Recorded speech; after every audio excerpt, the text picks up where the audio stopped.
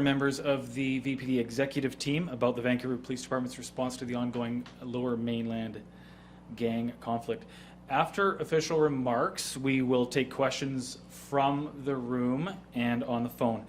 If you're on the phone and you're wishing to ask a question, please press *1 to get in the queue, and that will enable you to ask a question. Due to the number of people on the line, we will ask that you limit your questions to one question and a follow-up. If you have further questions after that, we'll ask you to go back into the queue so that everybody has an opportunity to get their question in. Also, prior to asking a question, please state your name, the agency you work for, and who your question is directed towards. If there are questions that are unrelated to the topics that the chief and the executive are addressing today, please hold those for the end and I'll do my best to answer those. Okay?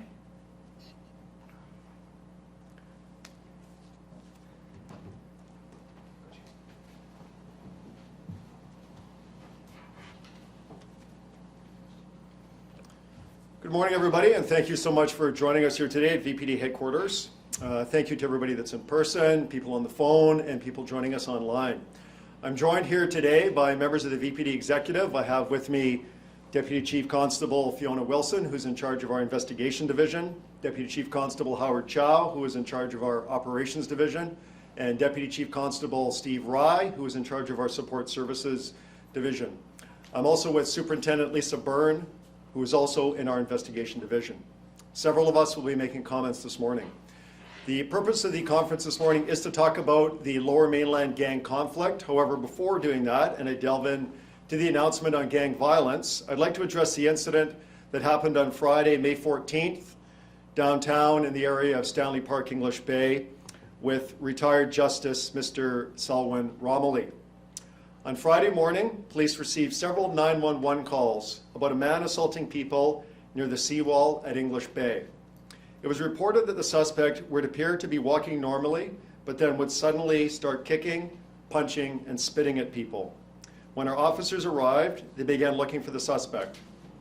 They observed a man our officers observed a man who responding officers believed matched the description of the suspect that was provided by the public. This man was retired Justice Mr. Selwyn Romilly. They detained him briefly, placed him in handcuffs, and he was released once they determined that he was not the man acting violently. Officers did locate the actual suspect shortly thereafter in the same area. They took him into custody and he was taken to jail. This was a dynamic, urgent call for responding officers as they were working to ensure that nobody was physically injured further. I want to publicly apologize to Mr. Romilly for his detention. I know this would have been an unsettling and even traumatic experience for anybody to go through. I reached out to Mr. Romilly myself on Saturday to also offer my apologies directly to him. On Friday morning, the responding officers offered Mr. Romilly an apology right away. A VPD supervisor also contacted Mr. Romilly that same day to offer an explanation and apologize. Police officers are human beings. We make mistakes. We don't always get it right. I have spoken with the officer involved, and that officer also apologized for the circumstances on that day. And things unfold quickly in the heat of the moment, and that is what happened here. Now I'm going to move into the press conference on the Lower Mainland gang conflict, but I will take questions on both that incident and the gang conflict afterwards. Gang violence in Metro Vancouver continues to escalate, and police do not expect this trend to stop anytime soon. There have been 20 gang-related homicides in Metro Vancouver in 2021 and 20 attempted murders during the same period of time. Police are expecting this violence to continue and to potentially escalate. We know that significant effort and resources need to be assigned to prevent youth from getting into gang life in the first place. In addition to these resources, young people need strong, positive role models and support systems. But sadly, today we find ourselves talking about individuals who are already committing crime and murder and are heavily entrenched in the gang lifestyle. I want to focus on 6 of those individuals today. The escalation in gang violence is a huge public safety issue for me, members of my senior leadership team, and all members of the Vancouver Police Department, including those senior officers who are here with me today, and also for police leaders throughout Metro Vancouver and British Columbia. Today, the VPD is releasing the photos, names, and ages of 6 known gangsters. We believe these 6 gangsters pose a significant risk to the safety of the public. We're also working very closely with CFSCU, the RCMP, and other police agencies, and I anticipate that you will see photos released from other agencies in short order for public safety purposes regionally. However, the photos that we're releasing today represent those that pose a significant public safety risk here in the city of Vancouver. They not only pose a risk to their friends, families, and acquaintances, but they also pose a risk to people who don't even know them. Risk to people every time they go to the gym, they go shopping, they go to the grocery store, a restaurant, or a bar when bars are open. These 6 individuals pose a risk to the people around them because it's highly likely that a rival gangster will try to target them with extreme violence. And we know these violent acts are happening brazenly in public places, in broad daylight, in crowded areas. I want to make it clear that today's announcement is not about naming and shaming. Police intelligence leads us to believe that the individuals that we have identified today may be targeted by rival gang members in the coming days, weeks, or months. We're providing these photos and names so that Vancouverites can know them and take steps to ensure their own safety and the safety of their friends and family. Gang violence is not new to Vancouver or to police in this province, and it's not a new phenomenon in North America. Police are always working behind the scenes to disrupt gang activity and violent incidents. Often, this police activity is covert and not widely known, and developments and specific investigations cannot be provided sometimes in real time due to the nature of the investigations. We cannot disclose what police work is happening behind the scenes because the information is often sensitive and tied to ongoing investigations. I know this can be frustrating for the public when they hear about people being gunned down nearly every week and sometimes multiple times in one week. But I hope the information that we're going to provide today gives the public a sense of power through knowledge, but also knowing that the police have allocated significant resources and significant investigative and operational resources to this problem. One of my biggest concerns as chief of the Vancouver Police Department is that an innocent bystander will get caught up in this gang violence and will be seriously injured or killed, and we have seen that happen before in this city. I want people in Vancouver to know the faces and take whatever steps they need to keep their distance from these individuals. Of course, there are many other gangsters who are on our radar. This is not an exhaustive list. However, we felt the need to get these names and photos out right away.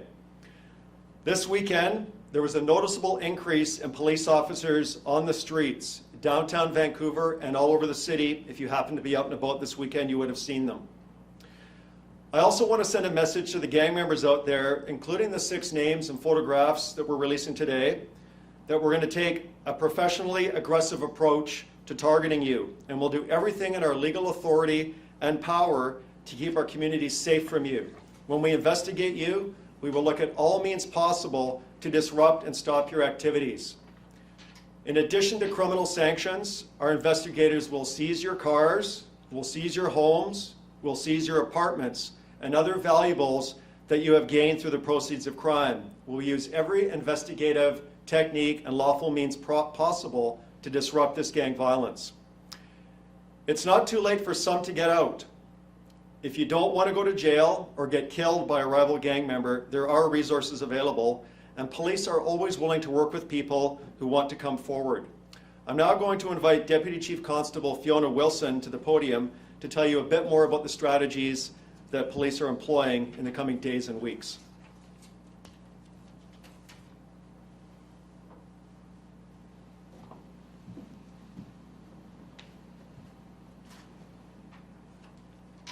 Thank you, Chief Palmer.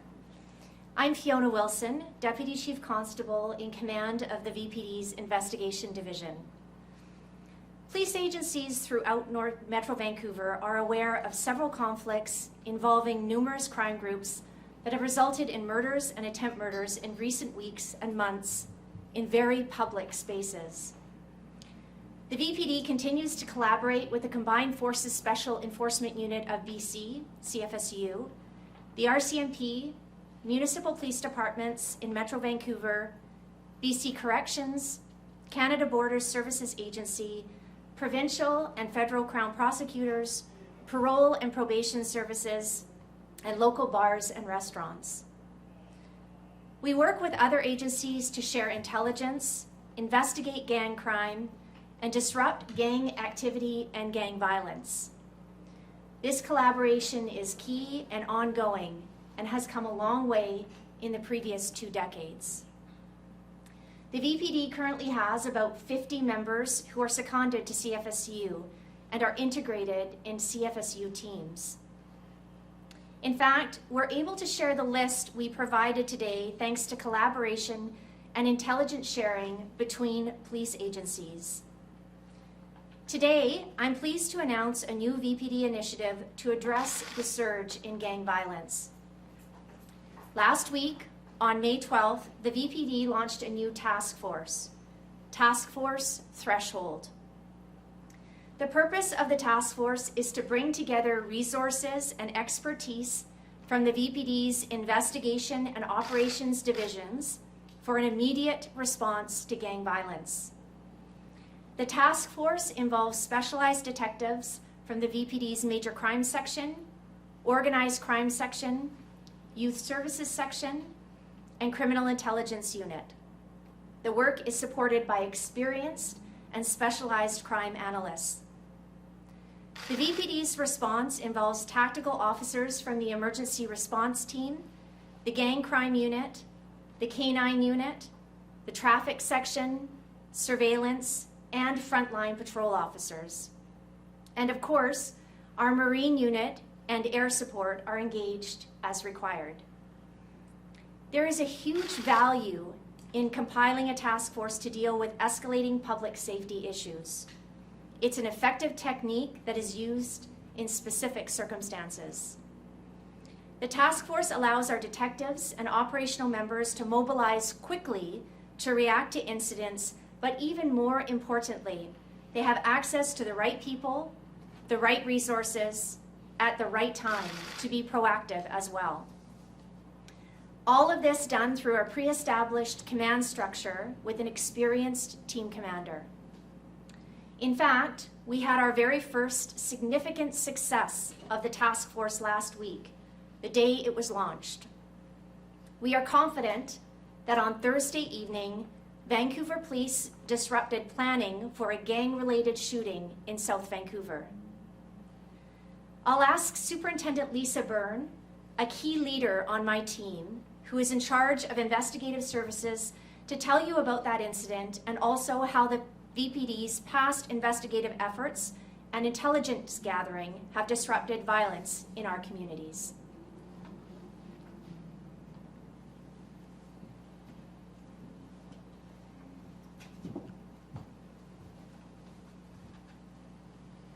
Thank you, Deputy Wilson.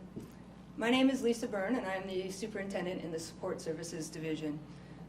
As the Deputy just alluded to, on the very first day of our task force, May the 12th, we identified a stolen car that was connected to gang activity here in Vancouver. The team commander in charge of the task force was quickly able to mobilize resources from our investigations division and our operations divisions. The vehicle was exhibiting suspicious behavior, and again, as I said, it was a stolen vehicle. I can't go into the exact suspicious behavior, but this is a common theme that you have all seen over and over again regarding gas canisters in the back of the vehicle. 2 people were arrested, and one of the suspects in this of particular concern is a young offender. There was, as I said, gas canisters found inside, and one of the individuals had a loaded firearm on his person. This investigation is ongoing, and we do anticipate forwarding charges to Crown Counsel in the near future. It's not uncommon for the police to interdict and stop this type of violence, not only in the city of Vancouver, but throughout the region. I will take you now back to Task Force Tourniquet, which was an initiative started by the Vancouver Police and supported by all jurisdictions in the Lower Mainland, including our partners at CFSU. In that task force, we interdicted multiple occasions on this type of event. Some we were able to speak to you about, and some, as the chief alluded to, we were not at the time because it was sensitive to the ongoing investigation. Task Force Tourniquet was launched in March of 2017, and it included a number of investigative projects that led to the recommendation of more than 200 charges against 38 violent individuals involved in the Lower Mainland gang conflict. Many of you may remember it also included the complete incarceration and dismantling of the Kang Latimer crime group, which is linked to the Red Scorpions. During that task force, operational members became aware of multiple planned events and interdicted on them. One of these events resulted in conspiracy to commit murder charges. Other events we interdicted on, we disrupted and recommended firearms charges. And another event that we had significant disruption was a rural property in Langley, where we located what was known to be, or became known to be, a staging area for these murders. At that rural property, we located 12 guns, 2 improvised explosive devices, 1 prohibited device, and that was an overcapacity magazine, 8 stolen vehicles, multiple stolen license plates, gas canisters, black clothing with tags still on it from Walmart, I believe it was. It's a common theme we see, clothing ready to disguise, and gloves to hide identity for fingerprints, etc. These kill kits were all assembled and ready to go at this farm. Now, we didn't get charges in that farm, but as the chief also alluded to, the civil forfeiture was enacted on that farm when we could not get criminal charges at the end of the investigation, and we did have a successful seizure related to that investigation. Lastly, one detail I'd like to share with you is another common theme that we're seeing in this gang conflict, and that is the flying in of individuals, criminal individuals from other jurisdictions to Vancouver to commit these crimes. During Task Force Tourniquet, we saw it on multiple occasions. Individuals were flown in with a specific purpose of committing murder in the Lower Mainland. They were also flown in with a specific purpose of taking over drug lines using force, which often will result in murder. It is another common theme. Because of this, it's very difficult for us to identify these individuals because they're not known to the members of the police community in this jurisdiction. Thank you.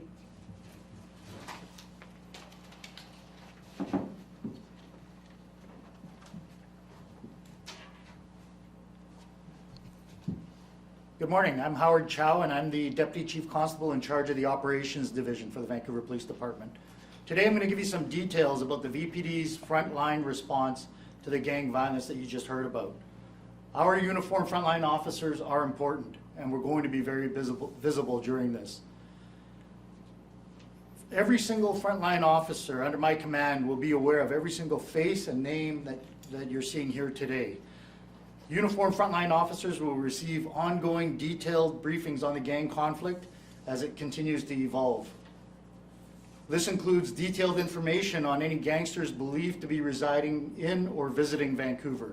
And as the chief talked about earlier on, every day these same gangsters are going to our grocery stores, they're going to our restaurants, they're going to our public spaces, and they pose a significant threat and risk to the public. And that's why we've taken these extraordinary measures. Our officers will increase patrols and maintain a prominent presence near the restaurants, the businesses, the public spaces we know these gangsters frequent. To be frank, I want to make it really uncomfortable for these gangsters here in Vancouver.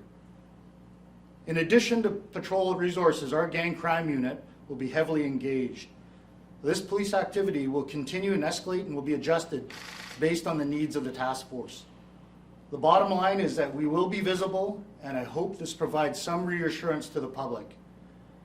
However, I want Vancouverites to know that at the same time, there will be significant covert undercover operations underway to target gang members and activity in Vancouver. You won't see or recognize this police activity, but our officers will be very active in a covert way with projects and operations directed by this task force. If you're a member of the public, here's how you can help. Report suspicious activity to police. Try to remember details and be a good witness. Call 911 if you're seeing activities taking place in front of you. If you see a new car, suspicious car, parked in your neighborhood, and it's there for several days and has not been moved, call us. Don't touch the vehicle.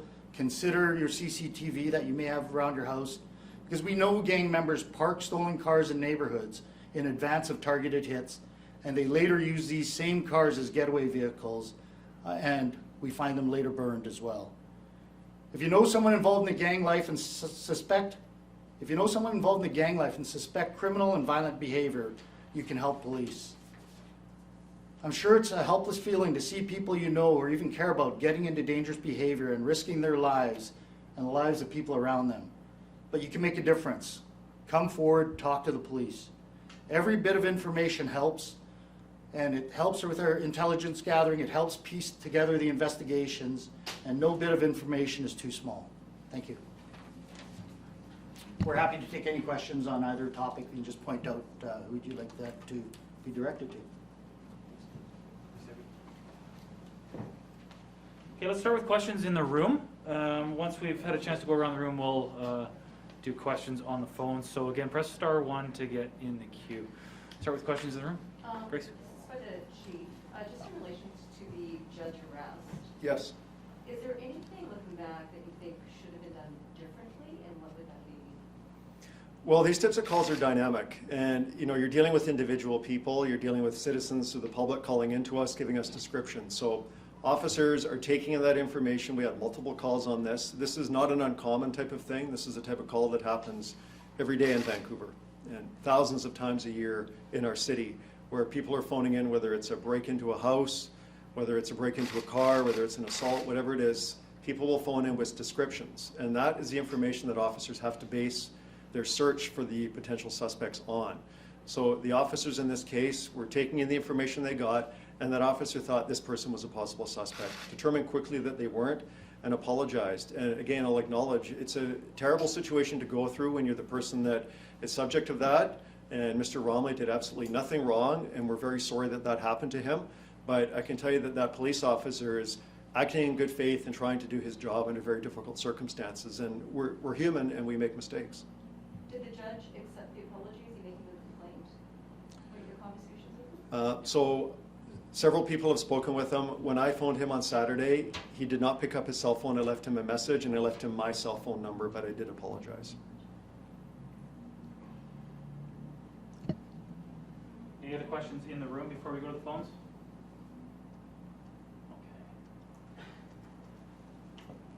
Okay. Again, it's okay. Again, press *1 to get in the queue and go ahead with your question, please.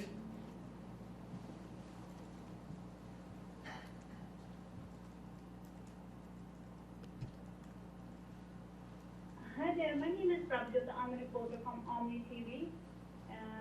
So I have a question.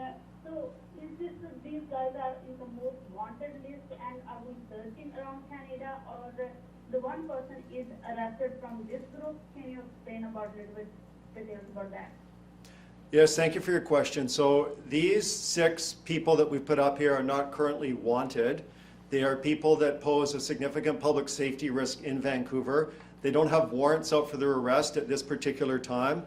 We're advising the public that if they do see these individuals, that they do pose a significant risk to public safety, that they may be shot at in a public place, and we're warning the public to stay away from them. I would also advise the public, if you do see these individuals out and about, call us if you're feeling unsafe, or if you see them in a restaurant or you see them in a public space. We will have gang officers or other uniformed officers come down and interact with them, but they are not currently wanted. And one more thing, is it possible Mr. Rai can say same thing in Punjabi, or after the presser, I'm looking for Punjabi news as well? Yeah, so Deputy Chief Steve Rai will do a one-on-one with Omni afterwards in Punjabi. He just indicated that to me. Thank you so much. Appreciate for that. If you're able, yeah, if you just connect with Steve Addison, we'll make those connections and make that happen. Okay, thank you. Okay, next person on the line, go ahead with your question for the chief, or for anybody else. Hi, Chief, Deputy Chief David Malto, CTV News. Chief, I just noticed your comments at the beginning where you said you expect this to continue or possibly escalate.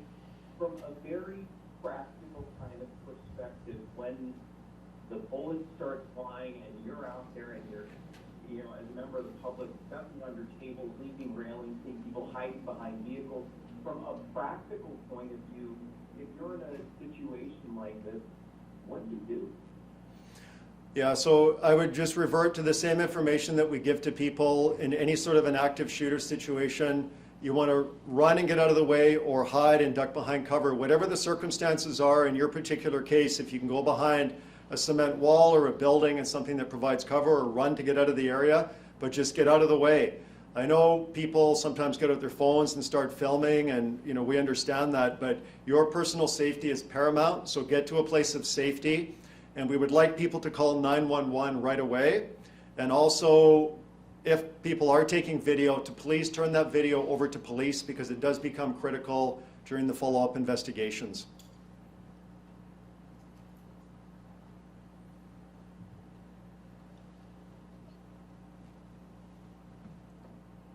David, do you have a follow-up question? Sorry about that. Yeah, just a quick one, and this one for the chief as well. Chief, I just want to ask you kind of a bigger picture question about the other side of your job and having to sort of work through this with the justice system, the constraints, the evidentiary burden, the Jordan decision. You know, I talked to the mother of one of the Zurich 6 victims, one of the innocent bystanders, Chris Mohan, last week, and she just points the finger again and again at the justice system, saying police are doing everything in their power to do, and praising the work that's being done. And so my question to you is, do you think the justice system and those constraints are part of the problem in sending this message to gangsters, and how would you fix it, or what would you do to improve it from your point of view? Well, first of all, I appreciate the comments. Thank you for that. I would just say we're not here today to point fingers at the judiciary. The laws in Canada are the laws that we work within as police officers. So we look at the statutory law, we look at the case law, court decisions, and we work within that framework. There are definitely challenges for police. You mentioned the Jordan decision, and there are others that do make it very taxing and challenging for police. But we understand that as the legal system in Canada, and we're not going to take shortcuts. We're going to work within the system and bring people to justice, but it does create a lot of work. And the complexity of these investigations gets more and more complex over time. All right, thank you, Jake. Thanks, David. Next person on the line can go ahead with your question for the chief or any of the other speakers. Hi, this is Hina Alum from the Canadian Press. I was wondering, one more time, are there any charges against these men? Or you said there were no warrants, but are there any charges against any of them? Different people are facing different charges, and that would be public record. And some of these photos you're seeing are booking sheet photos from previous arrests. So they're, if they've been arrested and charged, their records will all be public record, which is easy to find. I don't have all of their criminal backgrounds right in front of me, but they're all very well known to police and have had interactions in the criminal justice system. And in some cases, yes, there's ongoing investigations, but I'm not going to get into details on who is under what investigation. But I will tell you that all 6 of them that are up here, and other gangsters that we haven't included in the photos, but these are our top 6 priorities. We know who they are, we know where they live, we know what vehicles they drive, we know lots of information about them, and we are going after them both with overt, uniform police resources and also covert, undercover type operations. So we're going to come at them in every direction possible.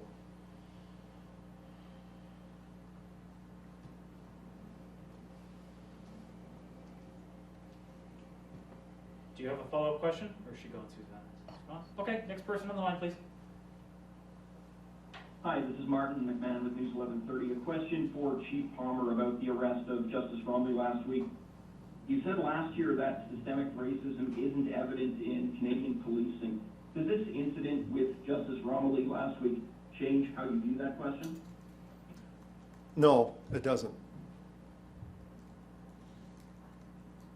Is there anything that you plan to change based on what happened, or did the officers involved in this case do the right thing?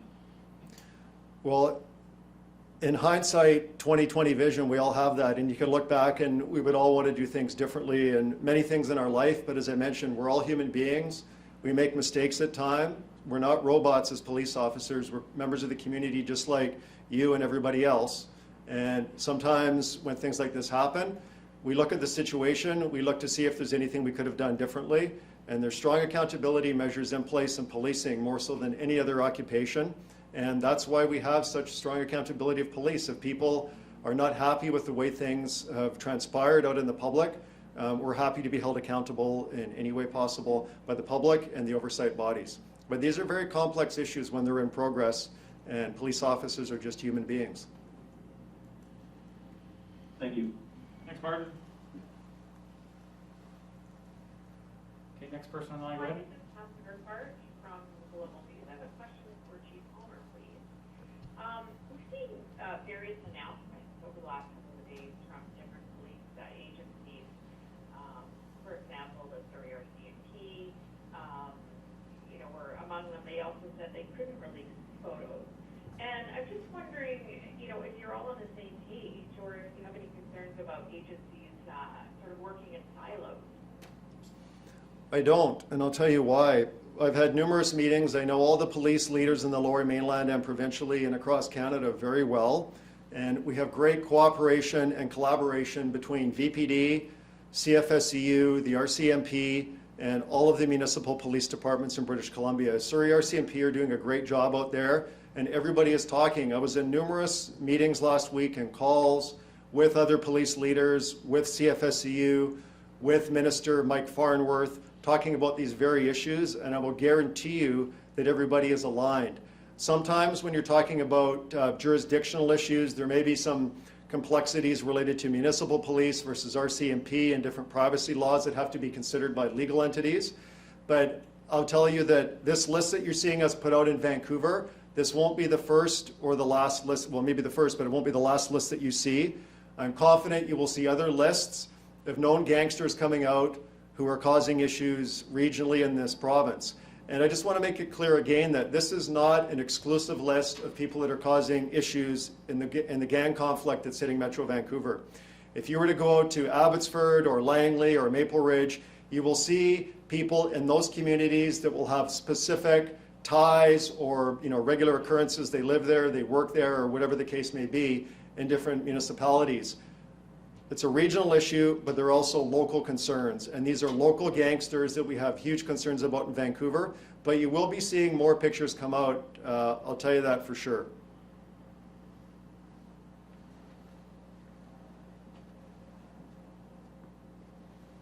Is there a follow-up question there?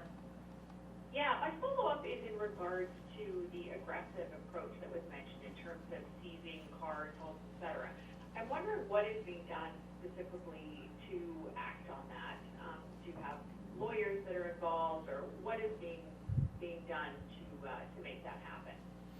Yeah, so we have officers in our organized crime section, in our major crime section. We have proceeds of crime experts. We have proceeds of crime people from the government that are actually embedded in our organized crime section. We have legal expertise in this area. We've done it in the past. We've had years where VPD has seized over $20 million in proceeds of crime in a single year. So we're very skilled in this area. So in addition to coming after them with criminal charges, we're going to come after them in every way possible through federal statutes, provincial statutes, when they drive their vehicles, but also go after them under the laws in Canada that pertain to seizing property, either offense-related property to crime or civil proceedings through civil forfeiture for any kind of proceeds that they've obtained through criminal activity. We're going to hit them in every direction. We're also going to make it uncomfortable for them when they're just out driving around or they're hanging out in locations in Vancouver and regionally. And we're just going to make it very difficult for people that cause extreme violence or could be victims of extreme violence in our communities. It's a holistic approach. It's not a one thing that's going to solve this. It's a whole bunch of different things coming together. Thanks, Catherine. We have a couple more in the queue. Now's the time, if you're listening in and want to ask a question, to press *1 to get in the queue. Next person, go ahead, please. Hi, Karen Morrison from CBC. My question is for Chief Palmer.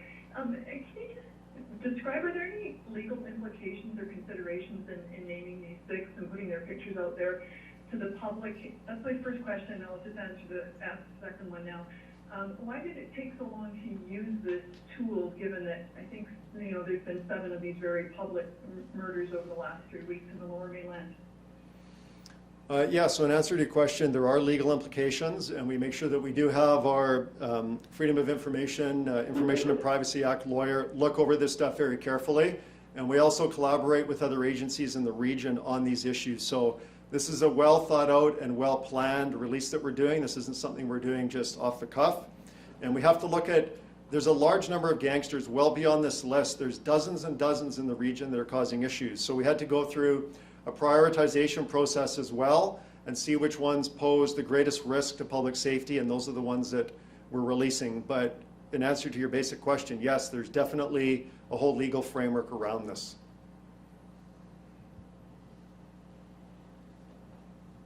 Right, and I guess my second question was like, why deploy this now? Why wasn't this tool used earlier than at this point in this gang conflict that has been ongoing?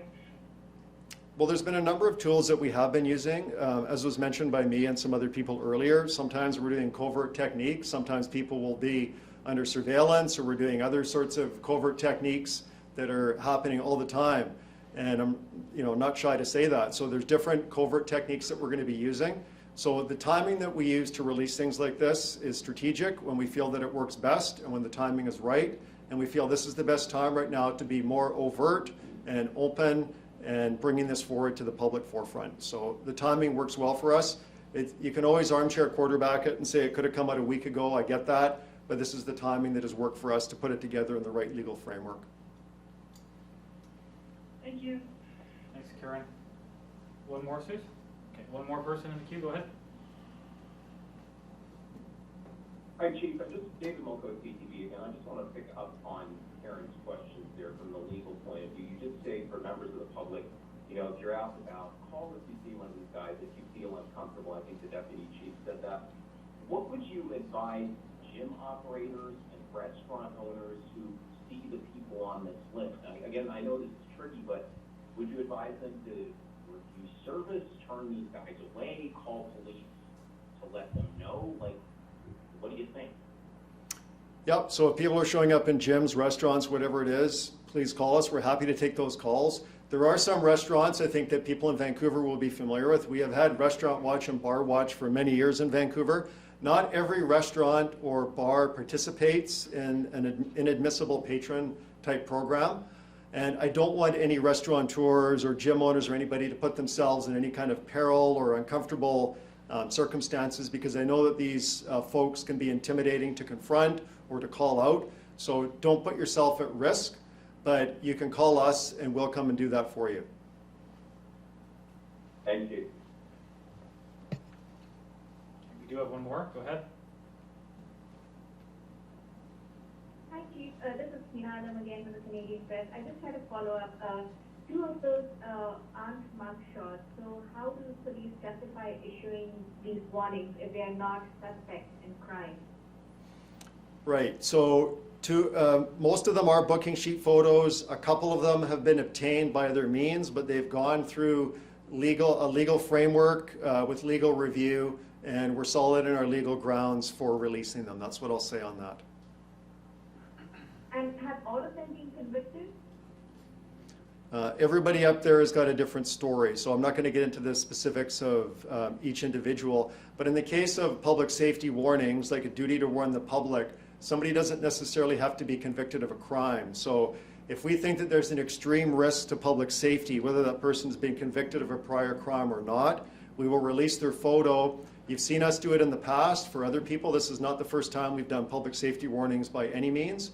You see them several times throughout the year that we put them out for different reasons, including sexual predators and things like that. Anybody that causes a significant risk to public safety. So that's the threshold. It's not whether they necessarily have convictions.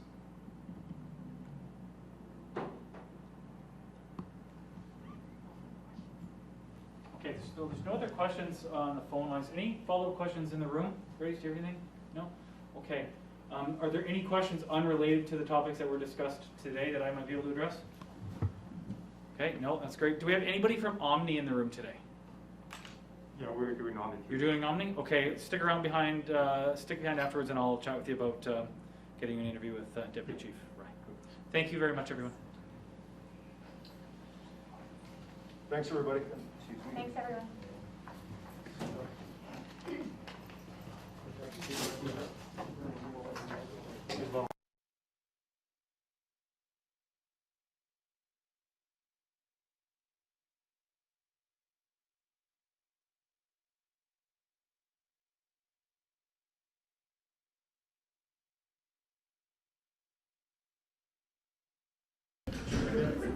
Pardon me?